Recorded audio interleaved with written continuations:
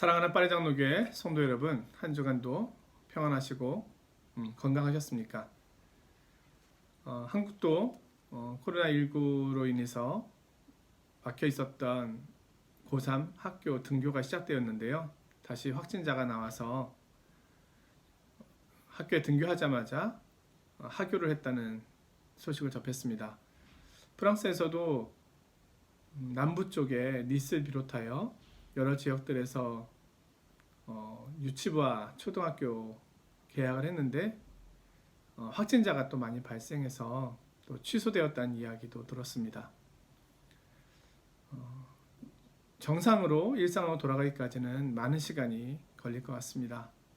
그러나 이 시간들 속에서 우리 성도님들 건강하시고 또 잘 인내하셔서 잘 견뎌내시는 하나님이 도우시는 그런 은혜의 시간이 되기를 원합니다. 오늘은 요한계시록 14장 6절에서 13절까지인데요. 제목은 새 천사가 전하여 준 소식입니다. 제가 먼저 본문 말씀을 읽어보겠습니다. 또 보니 다른 천사가 공중에 날아가는데 땅에 거주하는 자들 곧 모든 민족과 종족과 방언과 백성에게 전할 영원한 복음을 가졌더라. 그가 큰 음성으로 이르되 하나님을 두려워하며 그에게 영광을 돌리라. 이는 그의 심판의 시간이 이르렀음이니 하늘과 땅과 바다와 물들의 근원을 만드신 이를 경배하라 하더라. 또 다른 천사 곧 둘째가 그 뒤를 따라 말하되 무너졌도다 무너졌도다 큰 성 바벨론이여 모든 나라에게 그의 음행으로 말미암아 진노의 포도주를 먹이던 자로다 하더라. 또 다른 천사 곧 셋째가 그 뒤를 따라 큰 음성으로 이르되 만일 누구든지 짐승과 그의 우상에게 경배하고 이마에나 손에 표를 받으면 그도 하나님의 진노의 포도주를 마시리니 그 진노의 잔에 섞인 것이 없이 부은 포도주라. 거룩한 천사들 앞과 어린 양 앞에서 불과 유황으로 고난을 받으리니 그 고난의 연기가 세세토록 올라가리로다. 짐승과 그의 우상에게 경배하고 그의 이름표를 받는 자는 누구든지 밤낮 쉼을 얻지 못하리라 하더라. 성도들의 인내가 여기 있나니 그들은 하나님의 계명과 예수에 대한 믿음을 지키는 자니라. 또 내가 들으니 하늘에서 음성이 나서 이르되 기록하라. 지금 이후로 주 안에서 죽는 자들은 복이 있도다 하시매 성령이 이르시되 그러하다. 그들이 수고를 그치고 쉬리니 이는 그들의 행한 일이 따름이라 하시더라. 아멘. 오늘은 새 천사가 전하고 있는 메시지 거기에 귀를 기울여 보려고 하는데요. 14만 4천 명이 하나님 앞에서 노래를 하는 모습을 지난주에 보았습니다. 완성된 교회, 성취된 교회로서의 모습이죠. 그러고 나서 새 천사가 하늘에서 이제 세 가지 사실을 들려주는데요. 이 새 천사가 전하는 메시지는 모두 종말에 있을 구속과 심판에 대한 메시지입니다. 첫째 천사의 메시지는 구속에 대한 것이고 둘째와 셋째 천사의 메시지는 심판에 대한 것입니다. 그리고 성도들의 인내와 복에 대한 말씀입니다. 먼저 첫째 천사가 선포한 영원한 복음에 대하여 말씀을 드립니다. 첫째 천사는 영원한 복음을 가지고 있습니다. 이 복음을 들어야 할 대상은 전 세계입니다. 그래서 천사가 전할 영원한 복음을 들을 대상은 땅에 거주하는 자들, 곧 모든 민족과 종족과 방언과 백성입니다. 영원한 복음을 가진 천사는 큰 음성으로 만국에 있는 사람들을 향하여 큰 소리로 외칩니다. 7절이죠. 하나님을 두려워하며 그에게 영광을 돌리라. 이는 그의 심판의 시간이 이르렀음이니 하늘과 땅과 바다와 물들의 근원을 만드신 이를 경배하라. 하나님께 영광을 돌리는 것은 우리 성도님들의 특권입니다. 그러나 하나님께 영광을 돌리지 않는 것은 회개하지 않는 불신자들의 특징입니다. 복음의 핵심은 우리를 위해 하나님께서 그리스도 안에서 행하신 일입니다. 그것은 예수님의 십자가의 죽으심과 부활입니다. 이 복음의 결과 사람들은 하나님을 두려워하고 하나님께 영광을 돌리고 하나님을 예배하게 됩니다. 두 번째 천사가 전한 내용은 바벨론의 멸망입니다. 바벨론의 멸망은 요한계시록의 중요한 주제 중 하나입니다. 바벨론은 기원전 586년 남유다 왕국을 무너뜨리고 예루살렘과 성전을 파괴한 나라입니다. 바벨론은 구약시대에 하나님의 백성을 핍박한 대표적인 모습으로 묘사됩니다. 사도 요한 시대에는 신약성경과 유대 묵시 문학을 통해서 로마를 보통 바벨론으로 이해했습니다. 그것은 바벨론과 로마의 공통점이 있기 때문인데요. 바벨론과 로마 둘 다 하나님의 백성을 핍박한 제국입니다. 둘 다 이스라엘을 정복하고 성전을 파괴한 나라들입니다. 따라서 바벨론에 대한 멸망 선언은 1차적으로 사도 요한 당시에는 로마 제국의 멸망에 대한 선포로 이해되었습니다. 그러나 요한계시록의 바벨론은 단순히 사도 요한 당시에 로마 제국만을 의미하지 않습니다.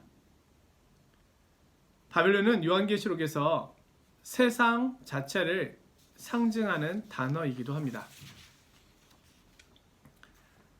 바벨론이 오늘 심판받는 이유는 바벨론의 음행 때문인데요.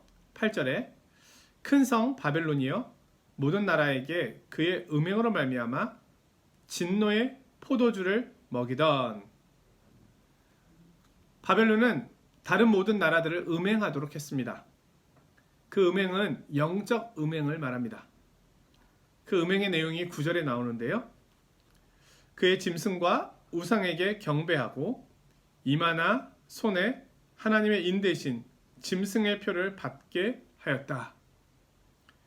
이런 영적 음행에 대하여 하나님의 큰 심판이 있음을 말해주고 있습니다. 사탄은 바벨론을 통해 자신의 통치와 자신의 세력을 확대하고 성도와 교회를 핍박하는 방법을 사용합니다. 우리가 앞에서 살펴보았죠? 사탄이 교회와 성도를 핍박하기 위하여 바다에서 올라온 짐승, 제국과 왕들, 그리고 땅에서 올라온 짐승, 이데올로기나 거짓된 가르침, 종교, 이런 방식으로 핍박하는 것이죠. 우리는 요한계시록에 기록된 당시뿐만이 아니라 역사적으로 또 현 시대를 볼 때도 이러한 비슷한 핍박이 있음을 알고 있습니다. 특히 현대의 물질 만능주의는 하나님을 대신하여 최고의 힘과 권력을 자랑하고 있습니다. 또한 정치 권력은 휴머니즘이라는 보기 좋은, 허울 좋은 명분을 내세워서 동성애를 비롯한 여러 가지 세속적 사상들로 교회를 무너뜨리기 위하여 공격하고 있습니다. 또한 공산주의와 또 무슬림, 또 여러 나라의 이데올로기와 잘못된 종교들은 자신들의 힘과 권력을 동원해서 믿음의 성도들을 박해하고 있음을 봅니다. 20세기 마지막 청교도 설교가로 불리우는 마틴 로이드 존스 목사는 그의 요한계시록 강해에서 바벨론에 대하여 이렇게 말합니다. 분명히 바벨론은 세속적인 것에 유혹하는 힘, 즉 하나님과 주 예수 그리스도에게서 우리를 떼어놓거나 유혹하는 능력을 상징한다. 가증한 것이라는 용어는 그러한 것들의 단체를 의미하며 바벨론은 하나님의 백성들을 속일 정도로 유혹적이고 무정하고 추하고 유해한 악마와 같은 천박한 매력을 드러낸다. 사단이 적극적이고 호전적인 박해자로 하나님의 백성들을 넘어뜨릴 수 없을 때 세상적인 매력으로 성도들을 좌절시킬 수 있었다. 우리는 하나님을 대적하는 이 세상이 반드시 하나님의 심판을 받게 됨을 기억해야 합니다. 요한계시록 18장에 가면 이 영적 음행을 일삼았던 바벨론의 최후의 모습이 나옵니다. 바벨론의 완전한 멸망입니다. 내 백성아, 거기서 나와 그의 죄에 참여하지 말라. 그가 받을 재앙들을 받지 말라. 그들은 엄청난 하나님의 심판을 받게 됩니다. 모든 그리스도인들이 살던 시대에는 물론 시대가 다르고 또 환경적인 차이는 있지만 세상과 그리스도인의 관계라는 측면에서는 동일합니다. 그러하기에 성도에게는 동일한 고난과 어려움이 있었음을 알 수 있습니다. 물론 종말이 다가올수록 그 핍박의 강도는 더 강해지겠죠. 그러나 우리 삶의 자리에서 바벨론은 늘 우리를 공격해 옵니다. 우리는 바벨론의 배후에 사단이 있음을 기억해야 합니다. 그리고 동시에 사단과 바벨론, 이 모든 것을 통치하시는 전적인 주권자는 하나님이심을 기억해야 합니다. 오늘 요한계시록 14장 12절의 말씀을 마음에 새겨야 하겠는데요. 성도들의 인내가 여기 있나니 그들은 하나님의 계명과 예수에 대한 믿음을 지킨 자니라. 세 번째 천사의 선포가 있습니다.